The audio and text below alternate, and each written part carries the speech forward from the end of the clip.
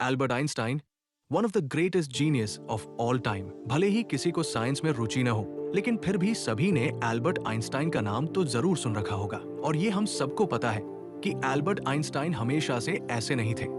वो बचपन में एक मंद बुद्धि यानी कम दिमाग वाले बच्चे थे, लेकिन उन्होंने प्रैक्टिस और डिसिप्लिन के दम पर ग्रेट सक्सेस को अचीव कर लिया।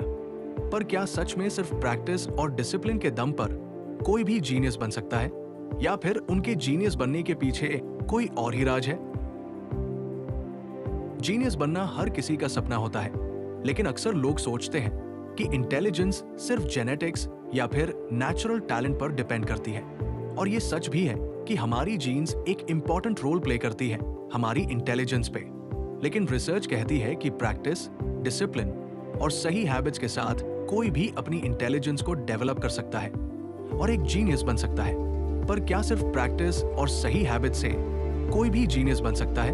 वेल, आज की इस वीडियो में हम उन सीक्रेट्स ऑफ इंटेलिजेंस के बारे में बात करेंगे जो आपको एक जीनियस बना देंगी।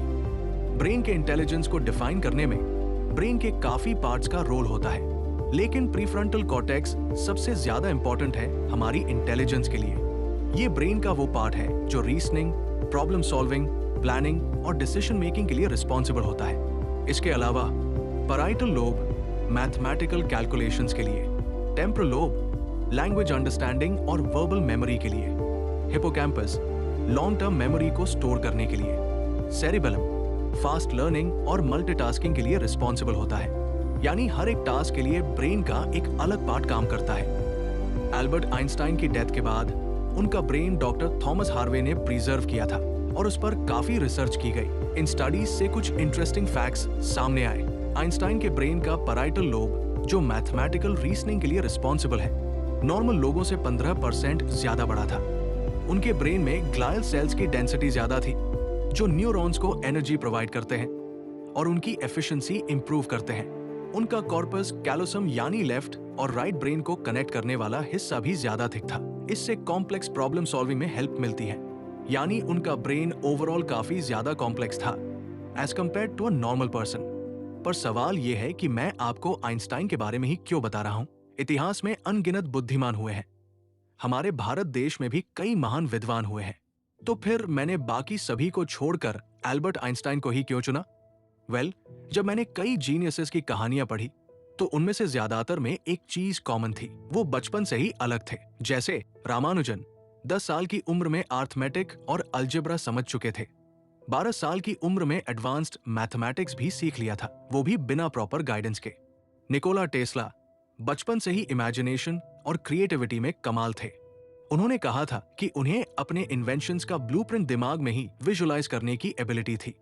लेकिन कुछ ऐसे भी जीनियस थे जिनका बचपन इससे बिल्कुल अपोजिट था, और उनमें से एक थे एल्बर्ट आइंस्टाइन। उन्होंने 3 साल की उम्र तक बोलना भी शुरू नहीं किया था। स्कूल में टीचर्स उन्हें स्लो लर्नर मानते थे, क्योंकि आइंस्टाइन ट्रेडिशनल मेथड से पढ़ने में इंटरेस्टेड नहीं थे। स्कूल उन्हें एक जेल जैसा लगता था। एक बार टीचर ने कहा, practice is the key to success. और यही वो पल था जब आइंस्टाइन की लाइफ पूरी तरह से बदल गई। और इसलिए हम इस वीडियो में सिर्फ आइंस्टाइन की बात कर रहे हैं। लेकिन एक जीनियस होता कौन है? आपके हिसाब से जीनियस कौन है? वो जो 16 से 16 घंटे किताबें पढ़ता है, या वो जो दिन भर ओवर थिंकिंग करता है, या फिर वो जो एग्जाम के एक दिन पहले रटकर टॉप कर देता है? वेल, अगर आप मुझसे पूछो तो जीनियस वो है जो घंटों तक बिना डिस्ट्रैक्ट हुए फोकस्ड माइंडसेट से पढ़ रहा है। इसलिए नहीं कि उसे टॉप करना है या कूल दिखना है, वो पढ़ रहा है क्योंकि उसे चीजों को जानना है। उसके अंदर क्यूरियोसिटी है, नॉलेज की भूख है। यही वो सारी चीजें हैं जो एक जीनियस को अलग बनाती हैं आम इंसानों से। अगर मैं आपको डायरेक्ट ये बता देता कि किताबें पढ़ो और जीनियस बन जाओगे, तो हो सकता है आप कुछ दिन पढ़ते और फिर वही हो जाते जैसे पहले थे। और अगर आप कंसिस्टेंटली भी पढ़ते तो शायद आप सिर्फ उन पन्नों को खत्म करने पर ध्यान देते, ये समझे बिना कि उन पन्नों में लिखा क्या है। इसलिए मैंने आपको ये सारी बातें बताई ताकि आप समझ सको कि एक जीनियस होता कौन है और एक जीनियस माइंडसेट आखिर होता क्या है।